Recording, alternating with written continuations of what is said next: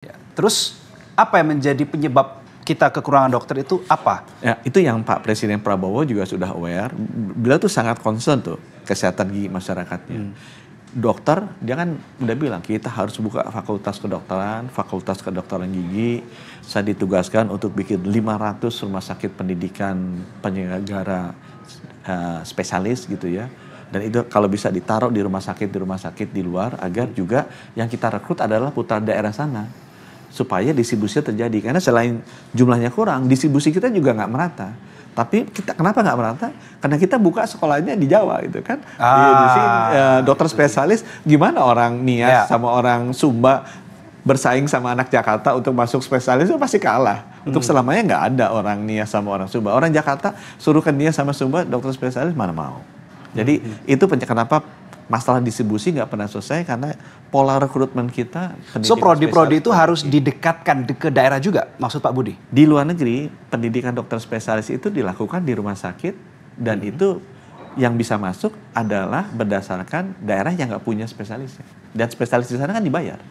Di kita kan udah masuknya susah, biayanya mahal, makanya sedikit. Karena di sistem pendidikan di luar negeri yang berbasis universitas itu masuknya adalah dokter-dokter yang dari rumah sakit nggak punya spesialis itu, jadi udah pasti urusan distribusinya selesai itu. Yang kedua, dia digaji. Hanya di Indonesia aja masih bayar uang kuliah tuh.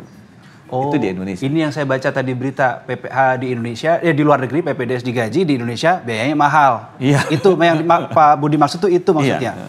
Oke, tadi Pak Budi bilang Pak Prabowo, Pak Presiden concern soal menciptakan banyak soal prodi-prodi soal kedokteran dan sebagainya ini. Oke, seandainya diciptakan bisa gitu kan, banyak. Tapi kalau yang masuk minim kan sama aja Pak Budi. Kalau tanya semua dokter umum, tanya 100, yang maunya dokter spesialis 120 kali.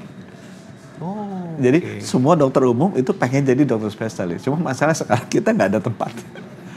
Ya, dulu kan pernah dikirim ke luar negeri. Cuma ke luar negeri kan waktu itu kembali suka nggak diakui. Sekarang itu udah kita beresin. Jadi diaspora Indonesia yang kembali itu udah dengan undang-undang yang baru bisa kita akui untuk bisa praktek di Indonesia.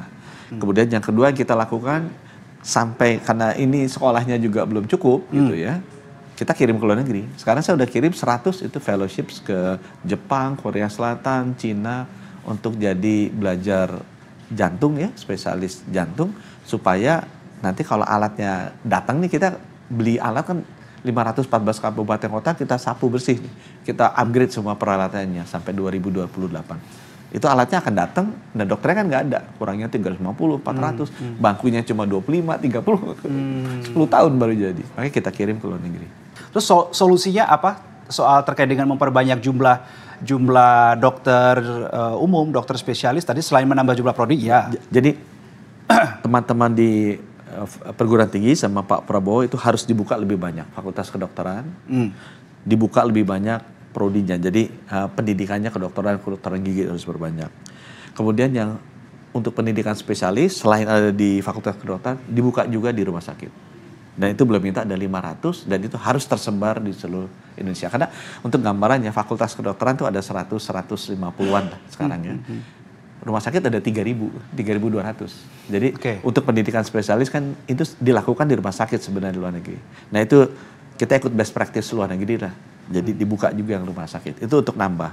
Kemudian untuk juga memperbanyak layanannya tanpa menambah dokternya. Nah kita bicara itu tadi. Kolegium ditata sama pemerintah. Yuk kita kembalikan dong kompetensinya.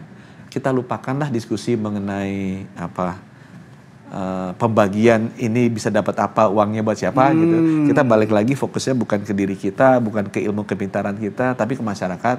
Masyarakat perlu dilayani, terutama di daerah-daerah tertinggal. Dokter spesialisnya juga nggak ada. Yuk tolong kita bicarakan bagaimana masyarakat tetap bisa terlayani seperti yang dulu didesain awalnya seperti itu. Di mana 7 spesialis dasar ini harusnya bisa mengcover 80-90% masalah kesehatan yang ada masyarakat. Stroke, serangan jantung, ginjal, cuci darah.